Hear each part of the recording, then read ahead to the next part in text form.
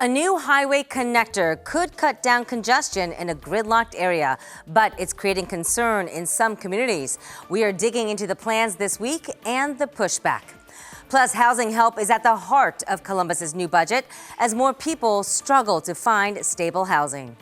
It's a wonderful feeling to know that there's somebody that's actually out there. There's people out there that does care for you.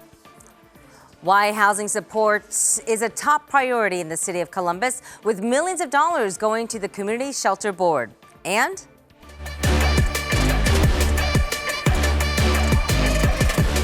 oh, there is a new buzz building in Columbus, and it sounds like this. Ignite her! Ignite her! Ignite her! Ignite her! Ignite her! I bet you're gonna guess it's called Ignite Her, the new push to support a growing industry, women's sports, and what the possibility of a professional women's soccer team could do for Boomtown's bottom line. Central Ohio is certainly booming. We all see it, and we all can feel it. So here's what we uncovered this week in Boomtown.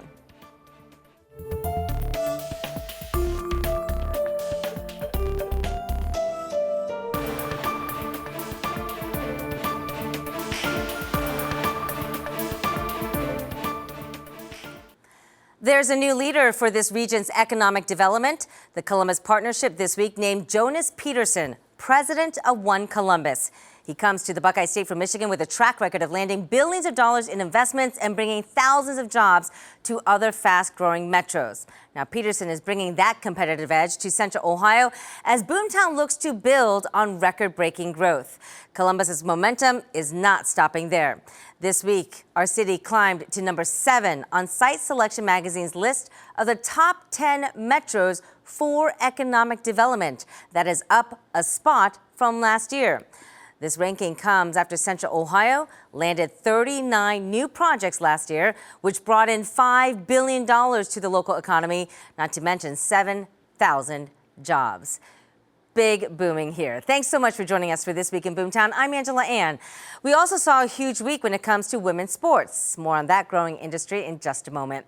Let's start with some headlines first. A piece of motorcycle history is shifting gears. The oldest Harley-Davidson dealer in America is now closing its doors after 114 years.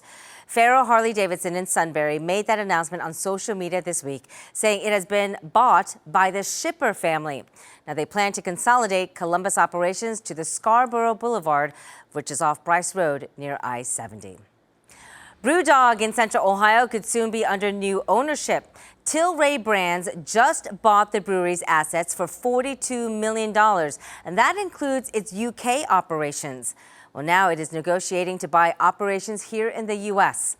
This news comes about 2 months after Brewdog closed shops at locations in Franklinton and the Short North, but the Brewdogs in New Albany and Canal Winchester remain open.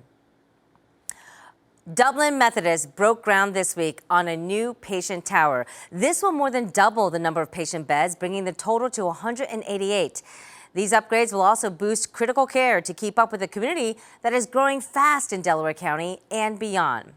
And here in the city of Canal Winchester, they're about to see new affordable housing.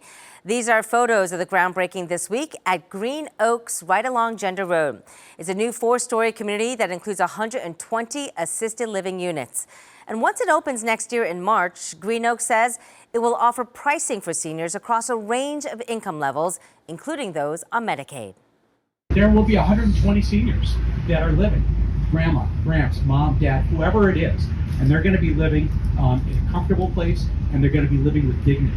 And that is a really, really great thing for the state of Ohio to do for their seniors. We're really proud of that. At Evergreen, we've been around for 25 years. And over those 25 years, we look for special moments. Well, leaders in Central Ohio say we do need more affordable housing. Homelessness is on the rise here as more people struggle to find a safe and affordable place to live. This week, Columbus City Council took action, including key funding changes for the Community Shelter Board. Council passed the city's $1 billion budget this week, which now includes $13 million allocated for the Shelter Board. Now, that is up $7 million from the budget that was first proposed. Council says this increase is to keep up with the sharp rise in people who need support in the past 5 years. We want to make sure that we will see no more unsheltered homelessness, understanding that there will be some, but it shouldn't be because there's no housing and rents are too high and there's not enough money. The Columbus Shelter Board says it is working now to move people into permanent housing. Recently, the organization teamed up with others, helping to move about 30 people out of hotels and into homes of their own. 10 TV's Libby Cathy followed one woman as she got the keys to her new place. Moving day for May Robbins means a mixed bag of emotions. Excited and nervous, scared. She hasn't had a home of her own in about 5 years after she says her landlord sold the house she was renting on short notice, leaving her family Homeless, living in a car that didn't run. We didn't have no heat. In December. With help from the Community Shelter Board, she and her husband moved into this hotel. It was such a blessing because, to be honest, I didn't think we would be able to make it through the winter. If it wasn't for the hotel, my husband would have probably died. But now, with help also through the Community Housing Network, they're moving to a new apartment, packing up more than possessions, but carrying memories of how far they've come. We are now 75 days clean, and we are so proud of ourselves. We've been wanting our lives back, and we got it back.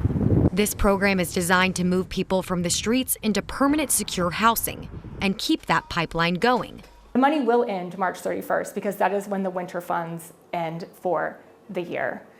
However, we are hoping to continue this program year-round because we've seen such a success. Because there's so many homeless people out there that needs the help and everything, and it needs a home. Everybody needs a home. Moving day, closing this chapter and turning the page. Nervous, scared, excited. To a new home. Glad that we finally have a place that we could call home. Libby Cathy. It was exciting. 10 TV News. It felt great.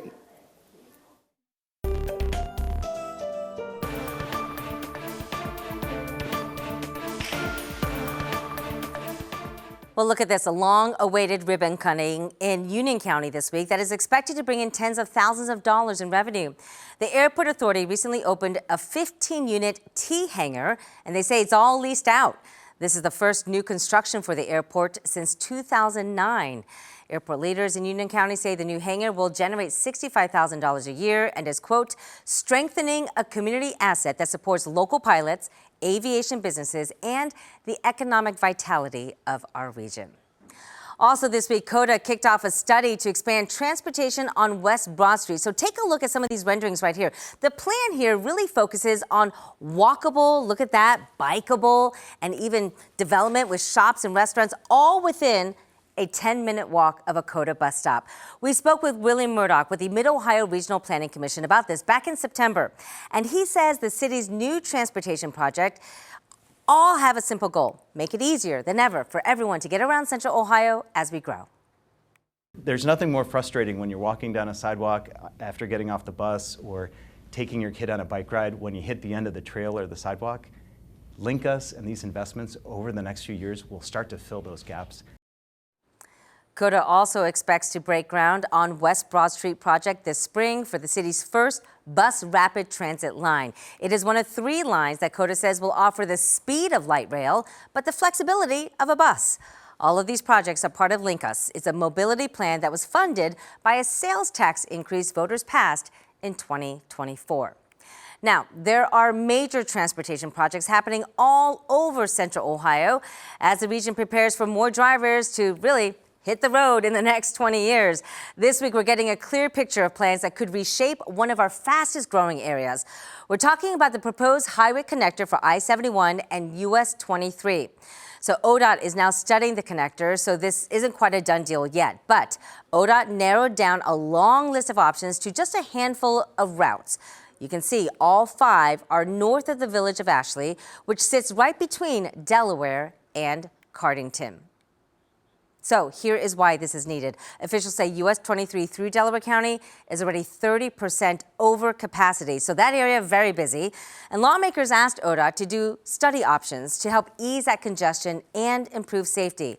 But as 10 TV's Kristen McFarland shares, some people are concerned about a new connector that could change up their communities.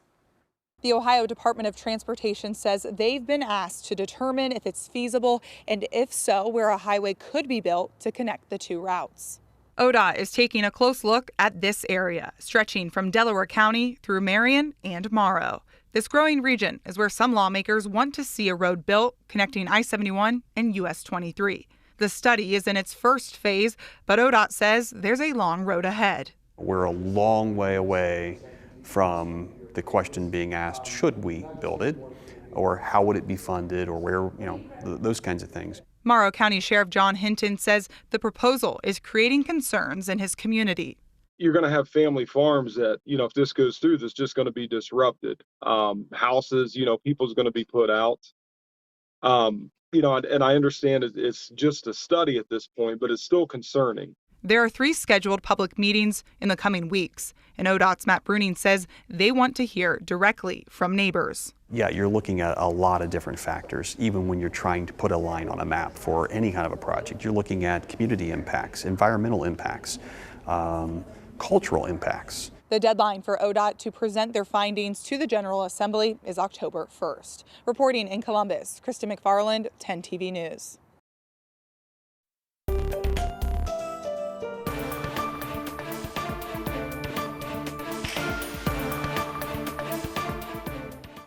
Well, let's talk about jobs now. PPG announced this week it is investing more than $280 million into this. It is expanding its Delaware manufacturing site, focusing on advanced automotive coatings. Now, when this project opens in 2028, it will bring 100 new jobs and further cement Central Ohio's reputation as a leader in advanced manufacturing.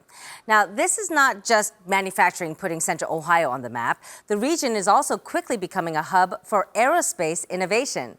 And as 10 TV meteorologist Meredith Garfalo shows us, she shows us how that growth is attracting top talent to the Buckeye State. Ohio has always been a meaningful place for Cindy Gettig.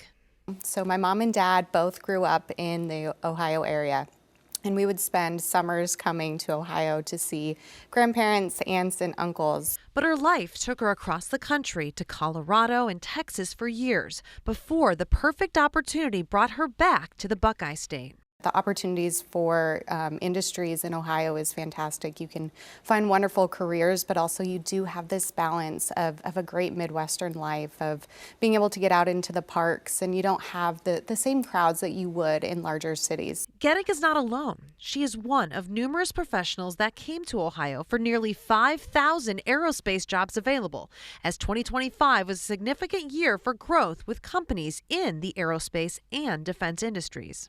To build them here. So the next generation of aerospace and defense is not only going to have the requirements set here, but they'll be built here. Their supply chains will be built here. And it's amazing because of the $3 trillion plus industry. According to Jobs Ohio, in addition to creating jobs, companies also invested hundreds of millions of dollars, adding a huge boost to the state's economy. It's an interesting dynamic because Ohio's always had an incredible heritage with the aerospace industry. People in Ohio value service, so they've always valued military and federal. And dating back to the Wright brothers, we've had a very strong role, leading role in advanced aerospace and defense. So it's an exciting time. Attracting major game players, including Sierra Nevada, Anduril, Joby Aviation, Voyager Technologies, and Airbus, all choosing to put roots down and focus on cities in Ohio instead of across the rest of the country. There's a durability. We're in the beginning of a 30-year project here at Arsenal One, and we knew that we needed a community that was going to build for the long term. Ohio's been investing in workforce and infrastructure for the past decade that we're able to immediately fall in on and run fast with. And it does not just stop at building the current workforce. With programs like the Vista Science Park anchored at Ohio State University, the momentum is paving the way for generations to come. We're partnering with the Ohio Department of Education and higher education on experiential learning, career awareness, making sure that young individuals, especially elementary, middle, and high school understand the career advancement and opportunities here within the state so they don't feel like they have to leave. Which is exactly what Gettig and her family plan to do. I think, you take a risk and you land where you're supposed to, and I couldn't be happier that I've landed in Ohio. In Columbus, Meredith Garfalo, 10 TV News. It's pretty exciting what's on the horizon. Meredith, thank you. We could also see a new talent pipeline in the biopharma world. New Albany City Council this week approved a $5 million investment into a new Ohio Life Science Training Center. So this announcement here is backed by a Jobs Ohio investment of up to $30 million. This industry has also committed 3,300 jobs in Ohio over the past 5 years.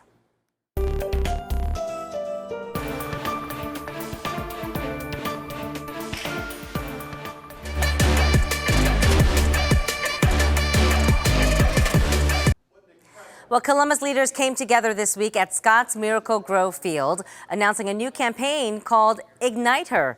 This is a partnership with the Greater Columbus Sports Commission to keep young girls in sports longer and empower the next generation of women in sports. Well, it's really important to me because we know the connection between girls that stay in competitive sports in high school and then at a collegiate level, and then their ability to lead in the C-suite of our corporations and major employers, our institutions of higher education, not-for-profits, and government. We know that girls that compete in sports have a greater chance to build capacity, lead in meaningful ways, and make this city and community even better in the future. Columbus Mayor Andrew Ginther right there. Now, this new initiative came on the same day Columbus hosted the She Believes Cup, an annual elite 4-team international women's soccer tournament hosted by the U.S. Soccer Federation. And boy, did fans turn out. Just look at the smiles of these future soccer stars. The U.S. women's national team also did not disappoint. They beat Canada 1-0. And the packed stadium proves soccer is growing in popularity. Here's what the head coach for the women's team told us earlier this week about the allure of women's soccer in Seabus. I know about the history of this town in terms of it not just only being, one of the original MLS cities. And hopefully, I hope one day there'll be an NWSL club. I know there's talks of that happening. It would be fantastic if there was an NWSL franchise here. Now, she's referring to this statement from the Haslam Sports Group, the majority owners of the Columbus Crew, who hinted that we could see a new National Women's Soccer League team in Columbus. Quote, with the growth of women's sports and the NWSL, the prospect of an expansion franchise for the city of Columbus, Franklin County, and passionate soccer fans across Ohio is incredibly appealing. We'll keep you posted on where that goes. But I had the chance to talk with the U.S. Soccer Federation COO about all of this. Dan Helfrich had quite a lot to say when it comes to growing the sport of soccer and the city's new campaign to build up women's sports. Columbus launching Ignite Her. Other cities have done similar campaigns. What makes ours different? What makes Columbus's Ignite Her campaign special is first the leadership from the top. The mayor and the first lady have clearly made this a priority. And second, there's an infrastructure and a proven history of women's sports being core to who the city is and what it's trying to be, whether that's in volleyball or women's basketball or soccer now into the future. This isn't just a sports town, this is a women's sports town. And Ignite Her feels like it could be a launching pad for lives and careers of lots of women and girls, and that's exciting. You said something on stage, Dan, that really caught my attention. You said we need the fandom to catch up with the amount of women who are playing sports. Do you feel like that's our Achilles heel? Look, participation for girls is terrific, particularly up to the sort of mid-teen years. We need to do more on participation from that forward so we can keep people in the game.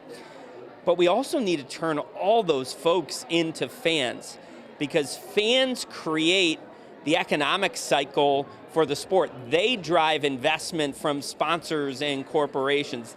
They put people in the seats that are screaming and creating pictures and images that are great on television. So yes, participation and fandom need to work in tandem, and I think Ignite Her will help that in Central Ohio.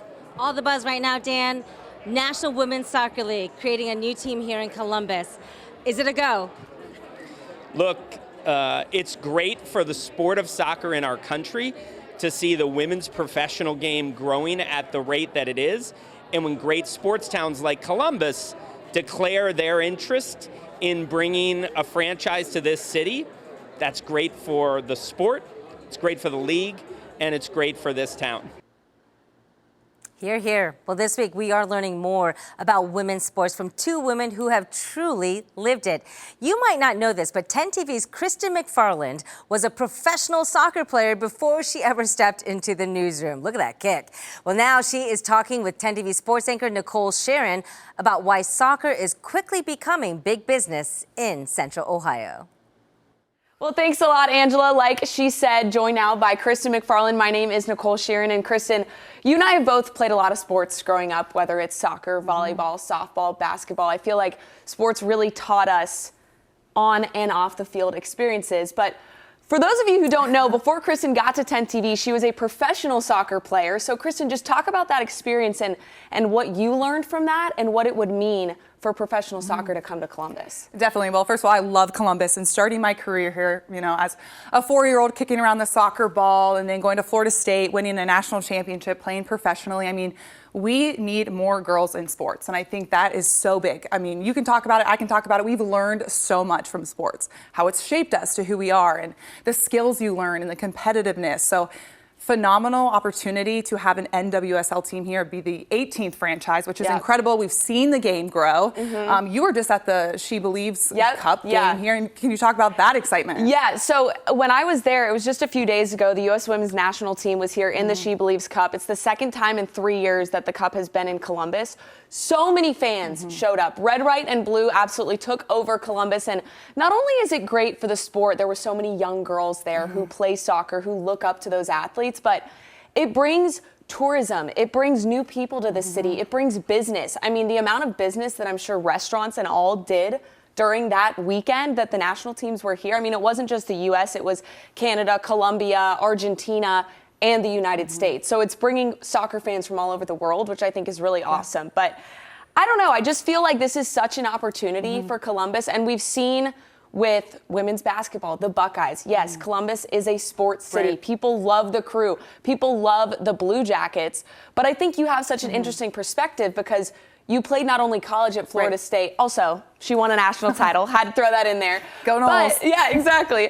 But she played in the Netherlands, and I'm curious from your perspective, fandom when you were playing at the professional level, what did that look like, and what would you maybe expect it to look like if it did come to Columbus? That's a great question, and obviously we know soccer, they say football in Europe is huge. That's their biggest sport. It is growing so much here in the United States, and I absolutely love that, but there's just something about the environment, about being at a Crew game, about being at a USA national team game, and to have that fan base that I know Columbus would pull in, because we talked about that. Like, it's just the excitement is incredible. I think that could be life-changing. It would be game-changing.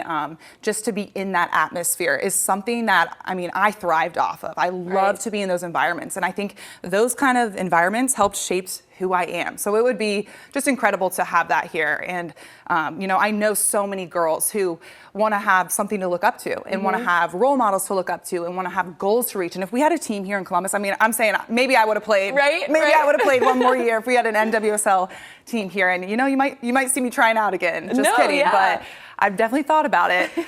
So I just think as this game grows, like Columbus has this opportunity, and we've spoken to Mayor Andrew Ginther multiple times. He wants to make Columbus the sports capital for women's sports here and just make it huge. And I think that they have a huge initiative. They have a lot of support backing it. And these are the kind of opportunities that's really going to give Columbus its name.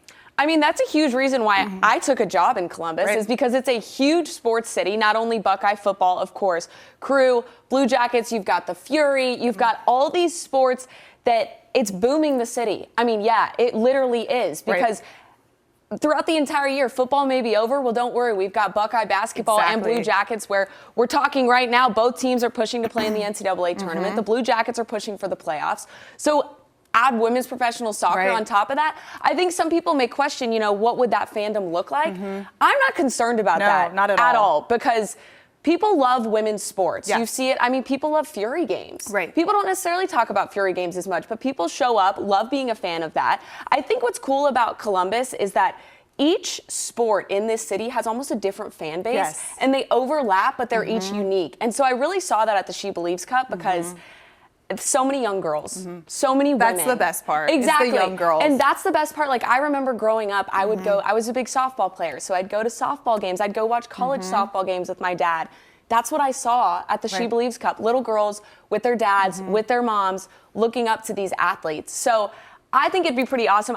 You talk about how, hey, maybe I would have played in Columbus. Right. Seriously. We've talked about Emma Sears. She played at Ohio State. Yeah, You played I played with her, Emma Sears, grew up playing with her club team, Ohio Premier, have watched her grow into the athlete she is, and she is absolutely on fire right now. I'm so proud of her. But just things like that, like just to see her go from, we played together, we trained together when I was back from Florida State, and watching her success at OSU, and then seeing her take it to the professional league and take it big time wearing the red, white, and blue. So exciting. And that's something too, like girls look up to her. And to see those young players, like inspiration is so invaluable for these young girls. And I remember looking up and having those same role models. And it's fun. It's fun to see homegrown players be successful. And we can have more of that, especially if we have a professional team. Well, and going off of that, people say, well, I don't know, Columbus is a football town. Yeah. No, not really. Hockey, basketball. Also, people love the Crew, so it's a huge soccer city. I mean,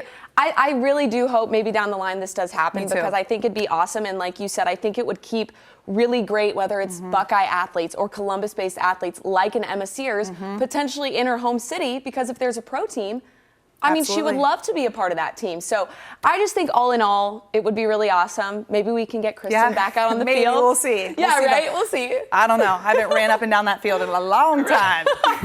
All right, well, we'll see what happens. We don't know yet, of course, but like we've both said, I think it would be great for the fan base, great for the city. It would bring lots of big business, lots of opportunity, and maybe we'll get to see her out there. All right.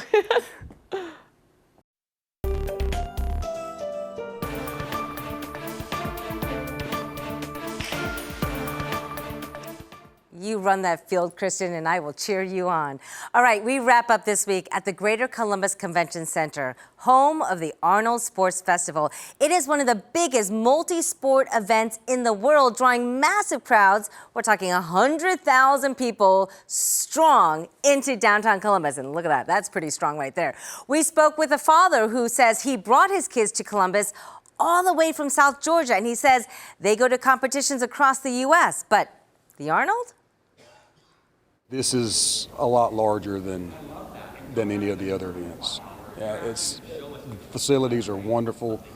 I've never seen, I mean, it's a huge place. The last time we went somewhere, it was a portion of this size.